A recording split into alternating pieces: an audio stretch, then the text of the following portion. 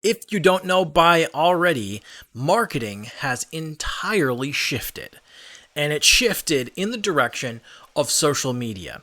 And here's Gary Vee to explain everything you need to know in 3 minutes about marketing. The framework for me doing social brand building and building businesses is, what's the brand stand for? What's the business objective? The next thing we do is we create 40 to 50 consumer segmentations, not 3, right? 40 to 50 consumer segmentations. 18 to 22-year-old males living in Bangladesh that are into esports. 21 to 27-year-old females in Tokyo making $200,000 a year. 40 to 45-year-old moms in Malaysia who have an affinity towards high fashion. Real specific consumer cohorts with real teeth, okay?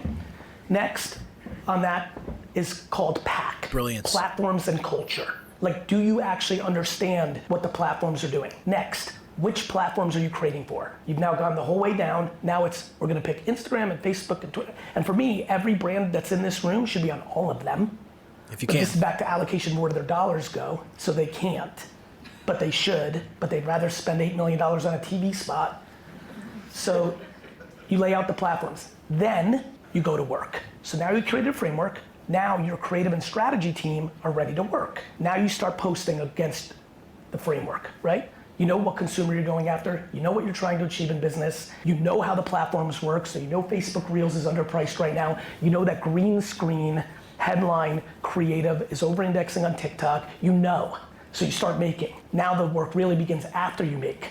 You have a person in your strategy team called a PCS, a post-creative strategist. Yep. Her and his job is to look at all the qualitative feedback. You have your analytics and media team look at the quant feedback. And you start making your machine smart, like a half-pregnant AI. The team gets smart through the work.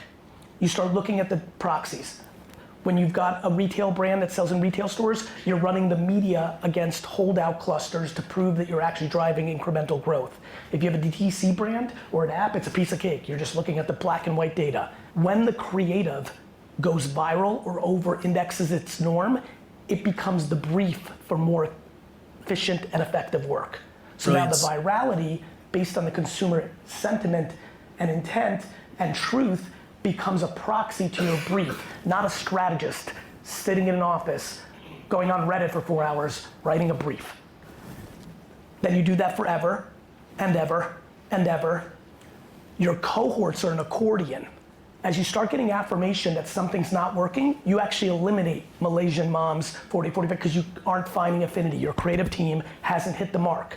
On the flip side, while marketing to Indonesia gamers 13 to 15, you realize it's actually the female gamers 13 to 15 that are even more interested in the intent, and you create a new cohort to go there to double down on the truth of the consumer, not the audacity of the boardroom. Everything he just said, I can validate as 100% accurate. Listen, I work in social media, media development for companies, particularly for companies that are older, like in manufacturing, or companies that need to bring up their brand. I'm telling you, this is the number one thing that you have to understand. We are no longer in the age where you have to do email marketing. We have to do all of those things. We have to do TV ads. We are in the marketing of interest, and we are in the marketing of predominance in where those people generate those interests, and social media is the foremost place. When you're going to be creating for social media, the number one thing you have to understand is you have to target a particular audience, that your audience is a part of the people who buy your products or services. And that audience has a particular interest that you want to engage beyond the immediate sale of your product. And when you continuously engage them, when you become their insight to whatever insight you are trying to market to that has your products embedded within that insight, you become the number one choice for them when they start to do this. And you do it through doing this very thing. You target the audience, you create cohorts, and you create at scale this marketing strategy. This is what we need to do if you want to take the real market share from where you are into the future, because going where we are before, it's only going backwards. This is the marketing for the now.